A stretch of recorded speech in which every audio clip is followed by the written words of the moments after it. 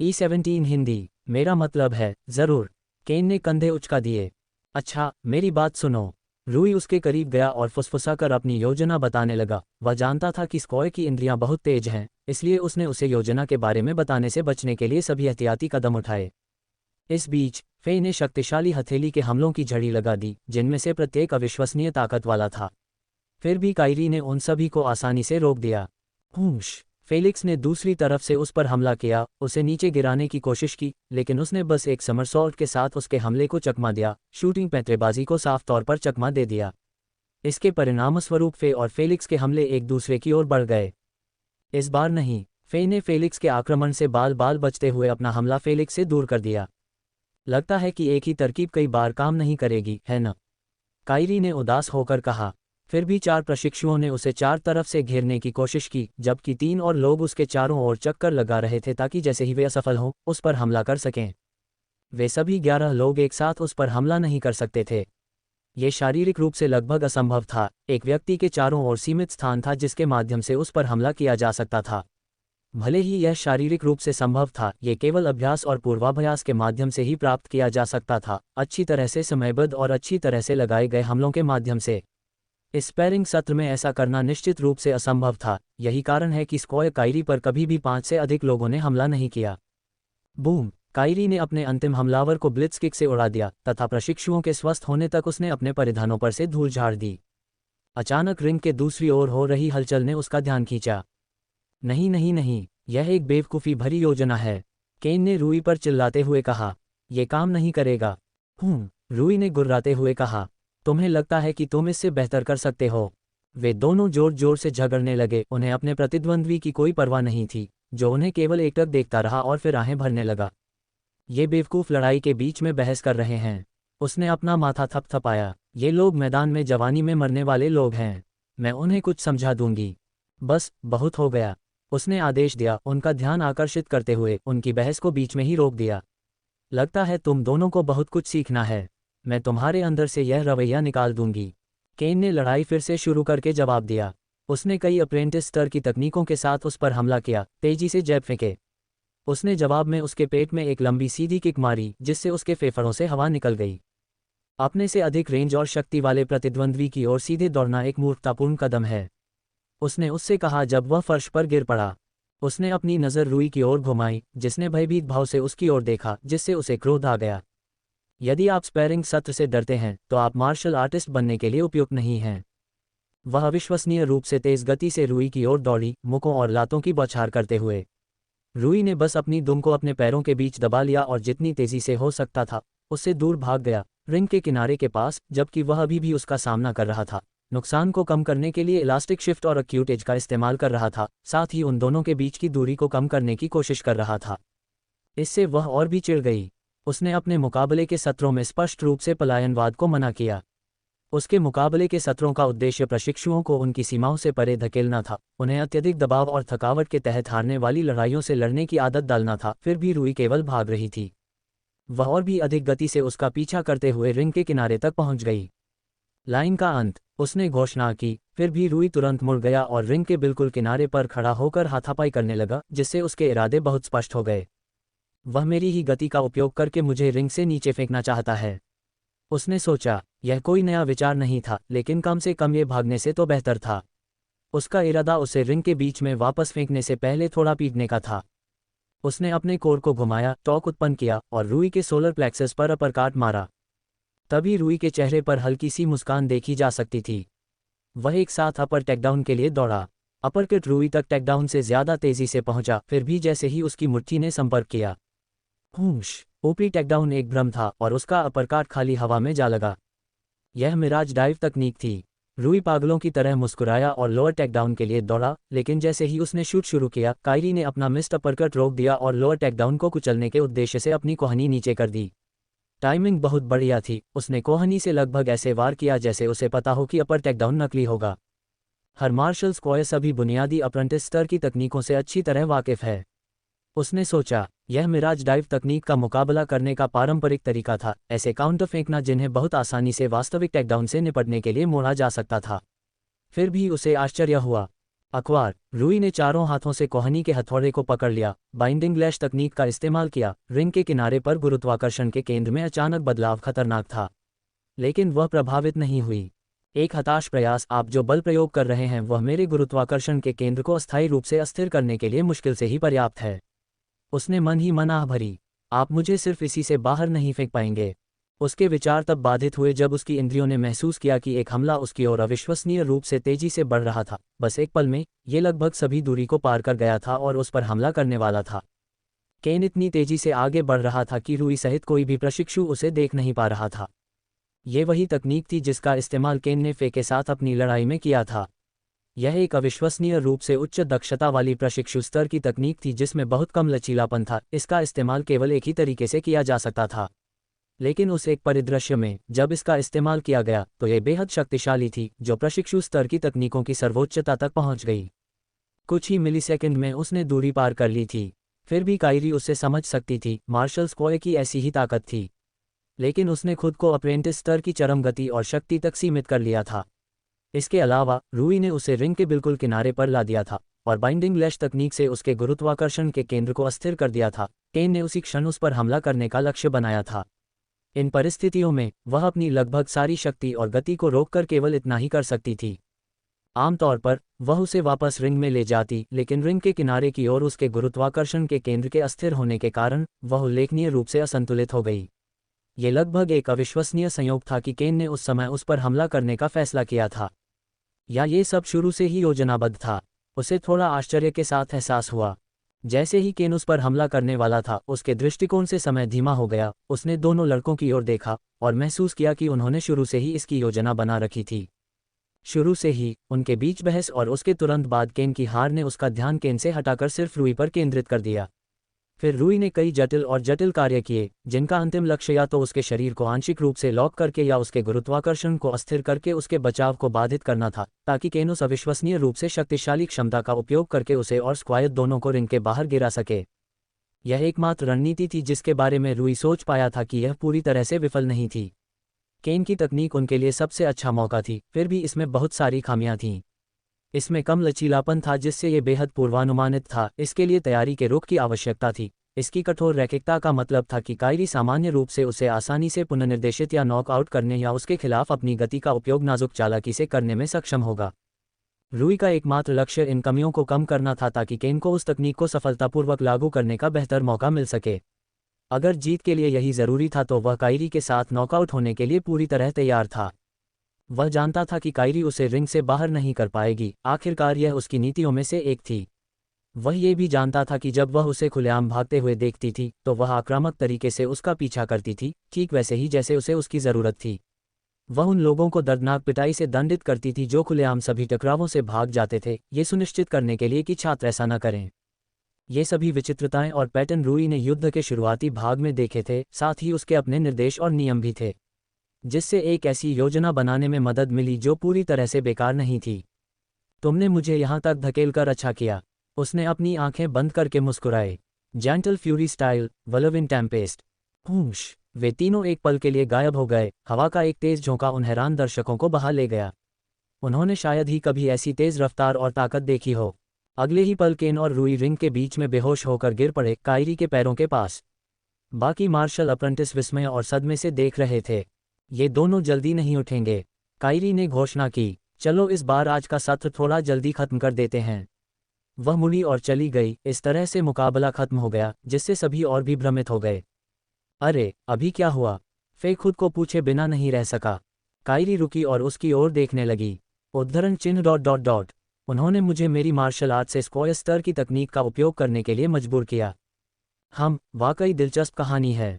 Headmaster Aronian ने अपनी दाढ़ी को सहलाया और अपने सामने रखी रिपोर्ट को सरसरी तौर पर देखा। हेडमास्टर के तौर पर उन्हें अकादमी की विभिन्न शाखाओं, विंग और विभागों से कई तरह की रिपोर्ट मिली थी। यह ऐसी ही एक रिपोर्ट थी जो उन्हें स्क्वायर इंस्ट्रक्टर से मिली थी। ये सोचना कि दो 14 वर्षीय लड़के तुम्हें, हाजिन के प्रशंसित बरसकर को, स्क्वायर स्तर की तकनीक का उपयोग करने के लिए मजबूर कर पाएंगे। हेडमास्टर अरोनियन ने टेबल के दूसरी ओर खड़े व्यक्ति की ओर देखा। वाकई एक दिलचस्प कहानी है न कायरी? मैं खुद भी काफ़ी हैरान थी। वे दोनों लड़के वाकई उल्लेखनीय हैं। कायरी ने सहमति जताते हुए टिप्पणी की। केन अर्नकार, महान शैतान का बेटा, एक विलक्षण प्रतिभा है जो 11 वर्ष की आयु में प्रशिक्षु बन गया। हेडमास्टर अरोनियन ने आगे कहा। और रूई क्वारियर जो 14 वर्ष की आयु में प्रशिक्षु बन गया। इन दोनों का भविष्य उज्ज्वल है। NOWELL-BEACON.com। उन्होंने कायरी की रिपोर्ट नीचे रख दी, उसके बाद उनके प्रोफाइल और व्यक्तिगत डेटा को देखा। हालांकि केन काफ़ी दिलचस्प और होनहार था, लेकिन रूई वाकई आकर्षक थी। 3 महीने में एक्सप्लोरर और फिर 2 महीने में मार्शल अप्रेंटिस, और फिर वह अगले 7 महीनों में 10 तकनीकें सीखता है और इतनी अच्छी तरह से लड़ने में सक्षम है कि आपको स्क्वायर स्तर की तकनीक का उपयोग करने के लिए मजबूर कर सकता है। हेडमास्टर ने अनुमान लगाया। मानसिक और शारीरिक कायाकल्प औषधियों के लिए उसकी बेतुकी सहनशीलता भी यह सब नहीं समझा सकती। यहाँ तक कि उसका अत्यधिक उच्च IQ भी यह नहीं समझा सकता कि उसने इतनी जल्दी अपना मार्शल पद कैसे खोज लिया। उसने दस्तावेज नीचे रख दिए। अपने मार्शल पद की खोज करना एक लंबी खोजपूर्ण और आत्मनिरीक्षण यात्रा थी। इसे सबसे महत्वपूर्ण और गहन सफलता माना जाता था। ये प्रतिभा की बात नहीं थी, कोई भी व्यक्ति अपने मार्शल पद को इतनी जल्दी नहीं खोज सकता था जितना रूई ने किया। उसकी सफलता का कारण उसका पिछला जीवन था, कुछ ऐसा जो हेडमास्टर को पता नहीं था। हो, वह हंसा। ये दोनों बहुत चमकते हैं, मार्शल संप्रदाय उन्हें आसानी से जाने नहीं देंगे, खास तौर पर युवा मास्टर केन के लिए लाइटनिंग संप्रदाय। वास्तव में मुझे आश्चर्य नहीं होगा अगर केन अर्नेकर से जल्द ही उनका संपर्क हो जाए, या शायद ये पहले ही हो चुका है। स्क्वायर कायरी की आंखें उन शब्दों पर तेज हो गईं। हेडमास्टर, निश्चित रूप से मार्शल संप्रदाय ग्रैंडमास्टर माननीय संत डेमियन द्वारा निर्धारित नियमों का उल्लंघन नहीं करेंगे। हेडमास्टर अरोनियन उसकी नासमझी पर हंसे। नहीं, खुलेआम नहीं, और अकादमी परिसर के भीतर भी नहीं। उन्होंने आगे कहा, लेकिन मुझे लगता है कि वे गुप्त उपाय कर सकते हैं। स्क्वायर कायरी ने ये शब्द सुनकर अपनी आंखें सिकोड़ लीं। हेडमास्टर अरोनियन ने उसकी प्रतिक्रिया सुनी। क्या तुम्हें ये मामले नापसंद हैं? हाँ, मैं मानती हूँ। उसने अपना सिर हिलाया। छात्र मार्शल अप्रेंटिस हो सकते हैं, लेकिन वे अंततः बच्चे ही हैं। उन्हें मार्शल यूनियन की राजनीति में शामिल करना शोषण से अलग नहीं है। काफ़ी अप्रिय, हेडमास्टर अरोनियन ने ठहाका लगाया। संप्रदाय इन शब्दों को पसंद नहीं करेंगे। अगर बात बाहर निकल गई तो आप पर बदनामी का आरोप लग सकता है। मैंने तो केवल सच कहा था। ठीक है, तुम भाग्यशाली हो कि मैं ही एकमात्र व्यक्ति हूं जिसने इसे सुना है। हेडमास्टर मुस्कुराए। आखिरकार, मार्शल मास्टर्स हेडमास्टर के लिए अपनी उम्मीदवारी के पिछले 10 वर्षों के भीतर किसी मार्शल संप्रदाय या मार्शल गुट के सदस्य नहीं हो सकते। मैंने धार्मिक रूप से मार्शल संप्रदायों से परहेज किया है, यही कारण है कि मुझे उनके सम्मान द्वारा मार्शल अकादमी की मंटियन शाखा के प्रधानाध्यापक के रूप में अभिषेक किया गया था। स्क्वायर कायरी चुप रहे। हालांकि केन अर्नेकार को आगे कुछ मुश्किलों का सामना करना पड़ सकता है। हेडमास्टर अरोनियन ने सोचा। परम पूज्य संत अर्नेकार के बेटे के रूप में उन्हें अपने पिता के मार्शल संप्रदाय में शामिल होने के लिए बहुत दबाव महसूस होगा। अग्नि संप्रदाय, फिर भी एक गति और चकमा देने वाली चाल ढाल वाले मार्शल कलाकार के रूप में उन्हें निश्चित रूप से बिजली संप्रदाय के साथ सबसे अधिक लगाव होगा। रूई क्वारियर के बारे में क्या कहना है, हेडमास्टर? कायरी को पूछने की जरूरत महसूस हुई। हेडमास्टर अरोनियन ने सोचा। एक और राउंडर के रूप में उसका किसी विशेष मार्शल संप्रदाय से कोई खास लगाव नहीं है। आगे बोलने से पहले वह रुका। फिर भी उस विलक्षण दिमाग और सीखने की गति के साथ साथ उसकी शैली की अनोखी टाइप एक्स प्रकृति के साथ मुझे यकीन है कि हर मार्शल संप्रदाय उसके लिए शोर मचाएगा। इसे ध्यान में रखते हुए क्या ये बुद्धिमानी नहीं होगी कि उन्हें इन मामलों के बारे में तुरंत शिक्षित किया जाए ताकि वे बेहतर तरीके से तैयार हो सकें? कायरी ने चिंतित होकर पूछा। महामहिम ग्रैंडमास्टर ने ऐसे उपायों को मना किया है। हेडमास्टर अरोनियन ने अपना सिर हिलाया। वह मार्शल अकादमी में राजनीतिक शिक्षा को बढ़ावा देने के सख्त खिलाफ हैं। महामहिम के विचार में ये मार्शल अकादमी के उद्देश्य पर दाग और अशुद्धियां से ज्यादा कुछ नहीं है। मार्शल अकादमी एक ऐसी संस्था है जिसका एकमात्र उद्देश्य मार्शल अप्रेंटिस और मार्शल स्क्वायर तैयार करना है, इससे ज्यादा कुछ नहीं और इससे कम भी नहीं। स्क्वायर कायरी ने अंदर ही अंदर आह भरी और मुंहतोड़ जवाब दिया। मार्शल राजनीति के प्रति अरुचि व्यक्त करना एक बात थी, एक महान मार्शल संत के प्रति अनादर व्यक्त करना दूसरी बात थी। यहाँ तक कि हेडमास्टर अरोनियन भी अकेले ही उससे 2 गुना ऊपर एक मार्शल आर्टिस्ट थे। शुक्र है कि उनके सहज व्यक्तित्व ने उनके साथ बातचीत को सहज बना दिया, अन्यथा वह चाहते तो अपनी एकाग्रता के माध्यम से उसके दिमाग पर बहुत दबाव डाल सकते थे। ठीक है, मुझे आपकी रिपोर्ट मिल गई है। अच्छा काम है, उन दोनों पर नज़र रखना और रिपोर्टिंग जारी रखना।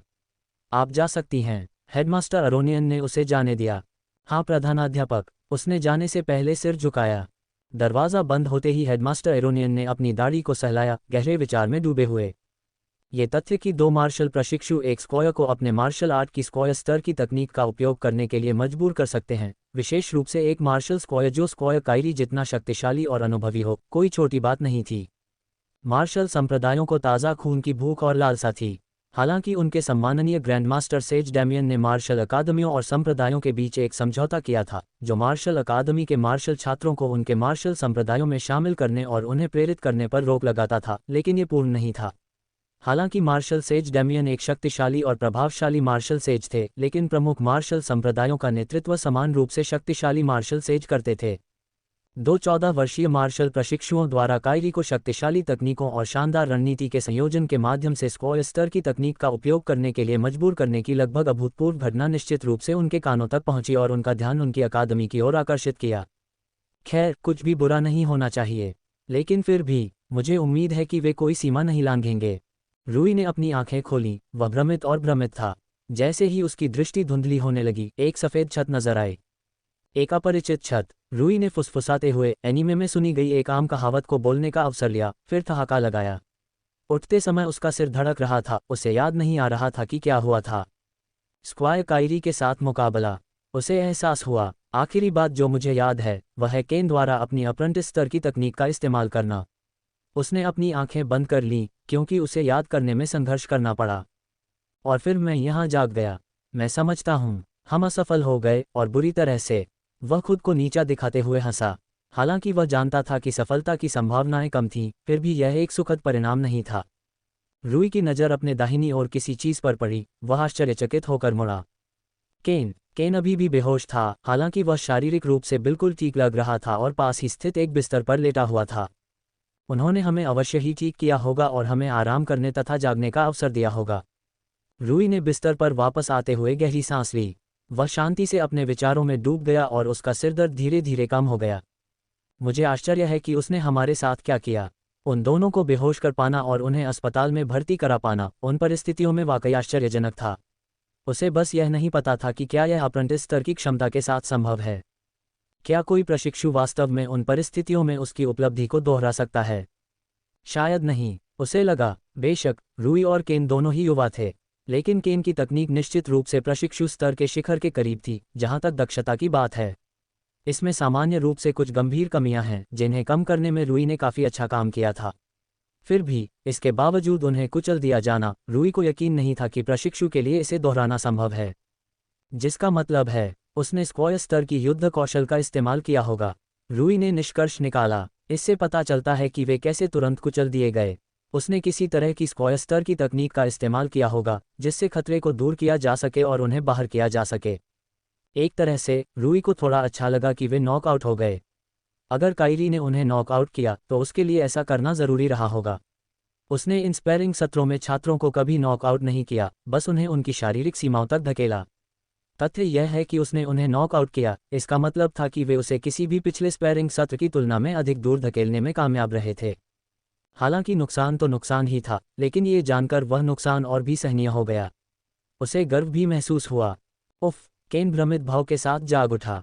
रूई ने उसे पुकारने से पहले कुछ सेकंड तक इंतजार किया कि वह खुद को और अपने आसपास के माहौल को समझे। अरे! केन ने तिरछी निगाहों से उसकी ओर देखा। तुम बकवास की तरह लग रहे हो। रूई ने हंसते हुए कहा। तुम कैसा महसूस कर रहे हो? हम कहाँ हैं? केन ने सोचा। Medical wing. हम कायरी के साथ लड़ाई के दौरान हम बेहोश हो गए थे, उन्होंने बताया। क्या तुम्हें याद है कि क्या हुआ था? मुझे याद है कि मैंने फ्लैश बर्स्ट का इस्तेमाल उस समय किया था जब आपने मुझे बताया था। उसने याद करने की कोशिश करते हुए कहा। उद्धरण चिन्ह ... लेकिन उसके बाद मुझे नहीं पता। उसने हम दोनों को लगभग एक साथ ही पटक दिया होगा। रूई ने अनुमान लगाया। निश्चित रूप से स्क्वायर स्तर की तकनीक। यह पागलपन है। ठीक है, रूई मुस्कुराए। अचानक एक नज़र उस चिकित्सा कक्ष में आई जहां वे थे और उनकी जागृति पर ध्यान दिया। प्रशिक्षु रूई क्वारियर और प्रशिक्षु केन अर्नकार, आप जाग रहे हैं। आप दोनों ही एक स्पैरिंग सत्र के दौरान बेहोश हो गए थे, उसने कर्तव्यनिष्ठा से बताया। आप शारीरिक रूप से लगभग पूरी तरह ठीक हो गए हैं, हालांकि हम कुछ जांच और परीक्षण करेंगे। कितने समय से बेहोश हो? रूई ने पूछा। उसे अभी भी नहीं पता था कि मुकाबला समाप्त हुए कितना समय हो गया है। आपको मेडिकल विंग में लाए हुए 6 घंटे से अधिक समय हो गया है, उसने कुछ मेडिकल उपकरण और अन्य सामान तैयार करते हुए जवाब दिया।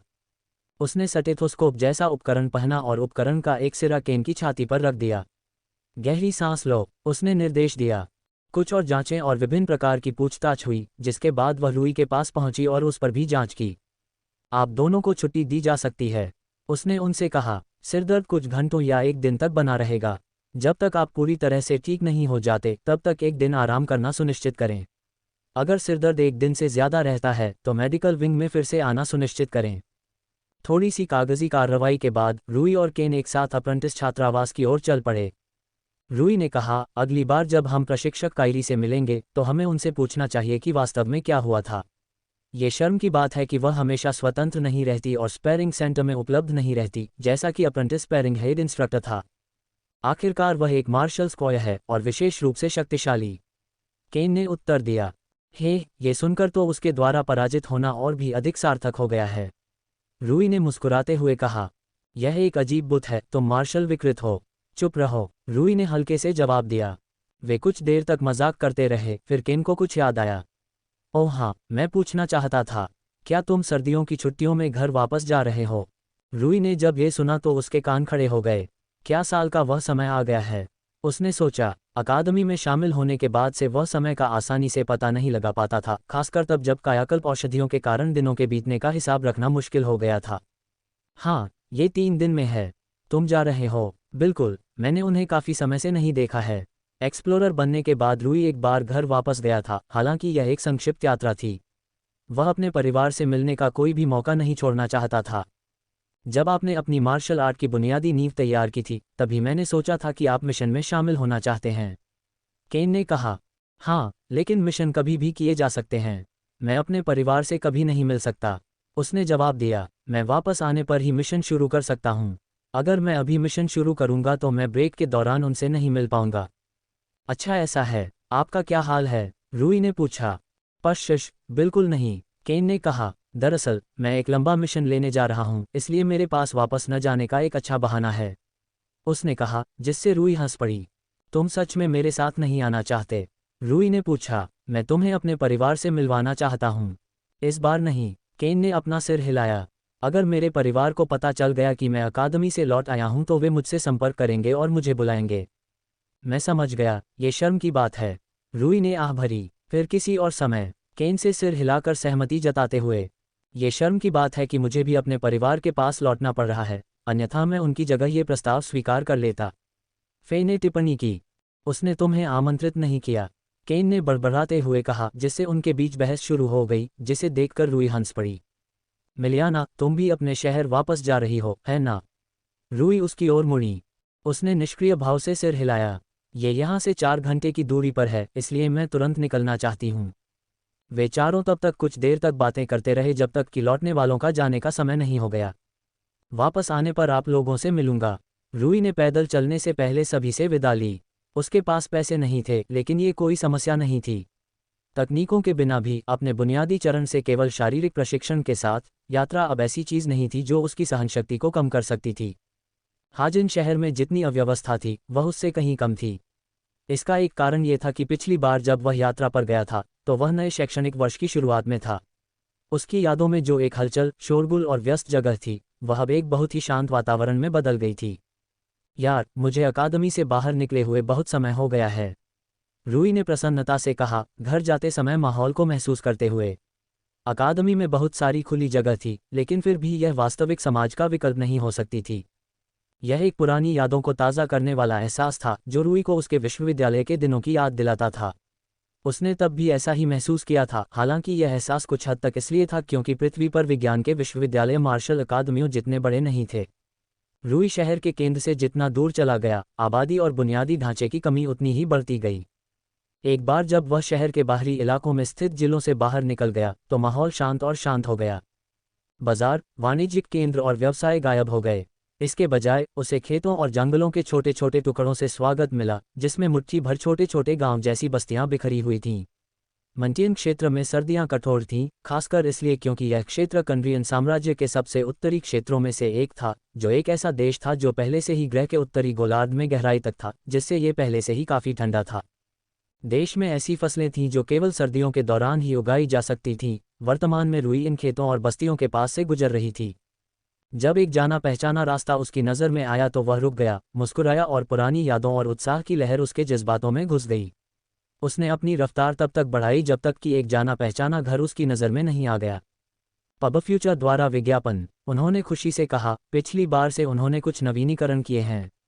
क्वारिया अनाथालय को अपने वयस्क देखभालकर्ताओं से बहुत लाभ हुआ। प्रत्येक ने अनाथालय की आय में योगदान दिया जिससे इसे खुद को बनाए रखने में मदद मिली। ये बड़े भाई जूलियन की मेहरबानी होगी। वह जानबूझकर मुस्कुराया। जूलियन को कैम्ब्रियन इंस्टीट्यूट ऑफ साइंसेस के अनुसंधान और विकास विभाग में प्रशिक्षु विद्वान के रूप में अच्छी तनख्वाह वाली नौकरी मिल गई थी। उसे जानते हुए उसने अनाथालय के रखरखाव के लिए अपनी आय का बड़ा हिस्सा खर्च करने पर जोर दिया होगा। रूई अपने परिवार को आश्चर्यचकित करना चाहता था, लेकिन गेट पर पहुंचने से पहले ही उसने ऐसा कर दिया। रूई, उसने बालकनी की ओर देखा और आवाज़ और रूप दोनों को तुरंत पहचान लिया। रूई, तुम वापस आ गईं। वह खुशी से चिल्लाए। एलिस, वह जोर से हाथ हिलाते हुए हंसा। वह बालकनी से भागकर सीढ़ियों से नीचे उतरी और पूरे अनाथालय में जोर से घोषणा की कि रूई वापस आ गई है। जब वह गेट पर पहुंचा तो सामने का दरवाजा पहले से ही खुला था। रूई, वह इतनी ताकत और ऊर्जा के साथ उस पर झपटी कि उसे लगा जैसे उसे किसी प्रशिक्षु स्तर की तकनीक से मारा गया हो। तुमने फ्लोइंग कैनन में कब महारत हासिल की? उसने उसके भालू जैसे आलिंगन से सांस लेने के लिए हौंफते हुए कहा। कुछ नहीं, कुछ नहीं। भूल जाओ। तुम कैसी हो एलिस? मुझे तुम्हारी बहुत याद आती थी। उसने ईमानदारी से उसका आलिंगन किया। ओह हम बहुत बढ़िया काम कर रहे हैं। अंदर आओ, सब तुम्हारा इंतजार कर रहे हैं। उसने उसे छोड़ दिया और उत्साह से उसे अंदर आने का इशारा किया। उसने दरवाजे की ओर देखा और कई छोटे छोटे सिर अपनी मासूमियत भरी उत्तेजना से चमकती आंखों से बाहर निकले। पब फ्यूचर द्वारा विज्ञापन। बड़े भाई रूई, आप वापस आ गए हैं।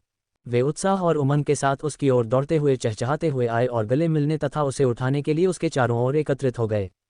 रूई ने बच्चों की ओर देखकर मुस्कुराया तथा जितना संभव हो सके उतना स्नेह लौटाने की कोशिश की तथा अपनी 15 बाहों से उन्हें गले लगाने का प्रयास किया।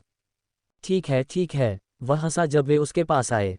मैं तुम सबको लिफ्ट दे दूंगा, इसलिए चिंता मत करो। रूई, एक धीमी आवाज़ ने उसे पुकारा और तुरंत उसका ध्यान अपनी ओर खींच लिया। माँ, रूई ने भावुक होते हुए कहा। वह उसके पास गई, उसके चेहरे को अपने हाथों में थामा, उसके बालों को सहलाया, फिर उसे गले लगा लिया। तुम बहुत लंबे हो गए हो। हाँ, उसने धीरे से उत्तर दिया।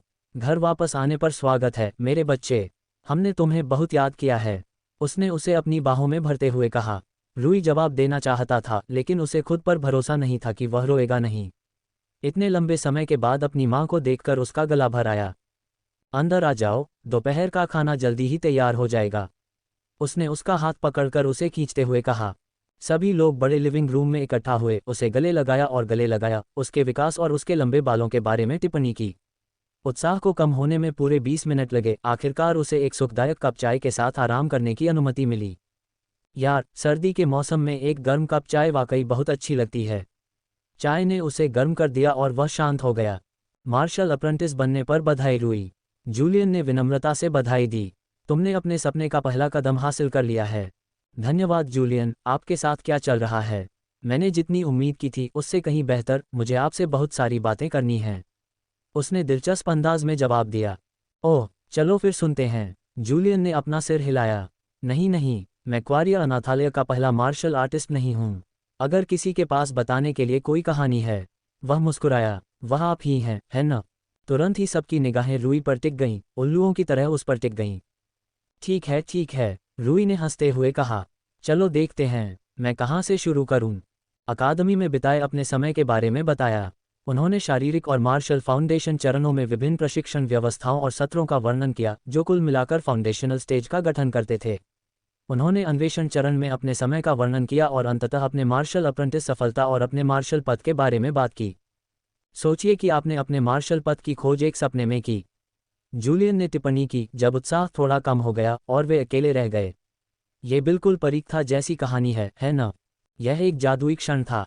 रूई ने पुष्टि की। मार्शल पद की खोज, मैं इससे अपरिचित नहीं हूँ। जूलियन ने टिप्पणी की। वास्तव में, मैं जिन शोध परियोजनाओं में शामिल हूँ उनमें से कुछ वास्तव में किसी के मार्शल पद की खोज की घटना के बारे में हैं। ओह, रूई की दिलचस्पी तुरंत बढ़ गई। क्या तुम्हें मुझे ये बताने की इजाज़त है? कैम्ब्रियन इंस्टीट्यूट ऑफ साइंसेस शाही संस्थान थे, जिसका मतलब है कि जो शोध और विकास हुआ वह कैम्ब्रियन शाही परिवार की संपत्ति थी। उन्हें नहीं लगता था कि ऐसा शोध सार्वजनिक डोमेन में उपलब्ध था। मैं जिन परियोजनाओं में शामिल हूं, उनकी गोपनीयता का स्तर बहुत कम है। जब तक मैं एकत्र किए गए वास्तविक डेटा को खुलेआम नहीं बेचता, तब तक मैं संस्थान के साथ अपने समझौते का उल्लंघन नहीं कर रहा हूं। यह एक ऐसी परियोजना है जो पूरी तरह से बौद्धिक खोज है, जिसका वास्तविक दुनिया में कोई अनुप्रयोग नहीं है। इसके बारे में सामान्य रूप से बात करना कोई समस्या नहीं है। मैं समझ गया। रूई ने जूलियन द्वारा दी गई जानकारी के बारे में सोचा। उसे निश्चित रूप से यह नहीं पता था कि कैम्ब्रियन इंस्टीट्यूट ऑफ साइंसेज के अनुसंधान और विकास विभाग ने गोपनीयता के संबंध में अनुसंधान और विकास परियोजनाओं को वर्गीकृत किया है। आमतौर पर आपने किस शोध पर काम किया है? जूलियन ने जवाब दिया, इसका एक हिस्सा मार्शल अप्रेंटिस की सफलता के मार्शल आर्टिस्ट पर मनोवैज्ञानिक और तंत्रिका संबंधी प्रभावों से जुड़ा है।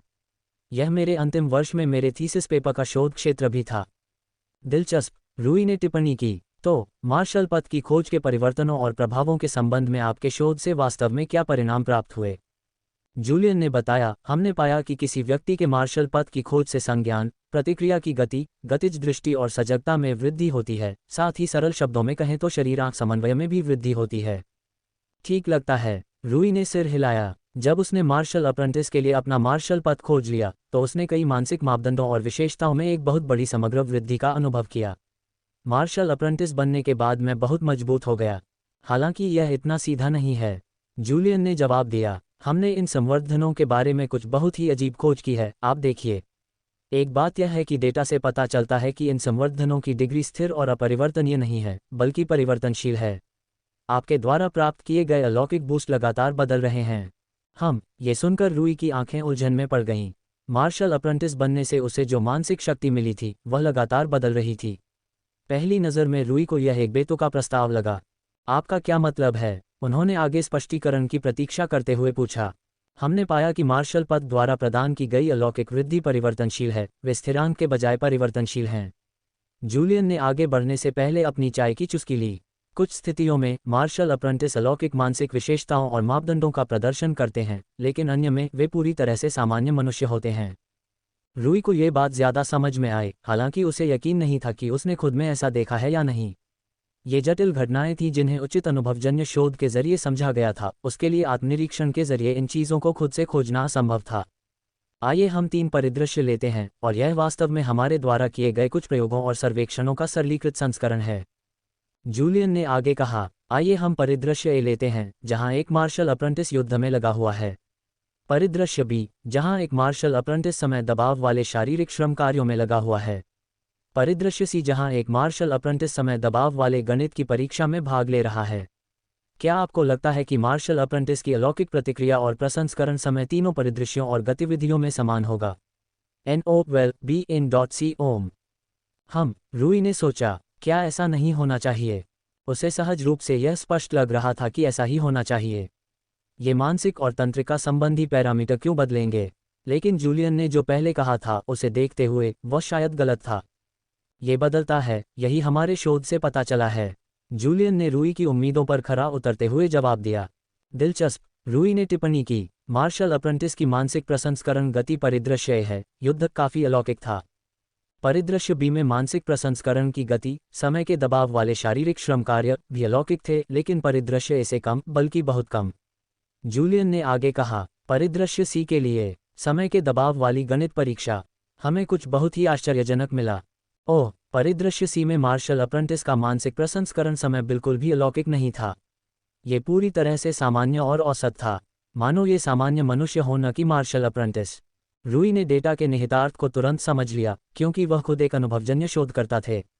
तो मूल रूप से एक मार्शल अप्रेंटिस जिस गतिविधि में शामिल होता है, वह इस बात को प्रभावित करने वाला कारक है कि मार्शल अप्रेंटिस कितना अच्छा प्रदर्शन करता है।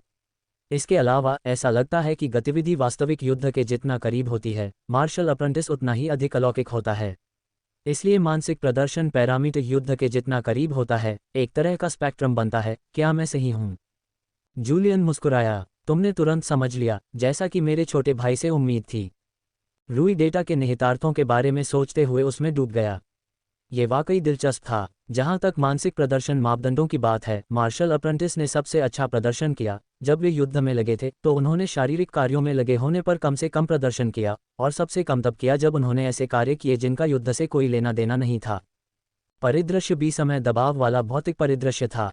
हालांकि यह युद्ध नहीं था, लेकिन ये युद्ध से बहुत दूर नहीं था और शायद कुछ समानताएं साझा करता था।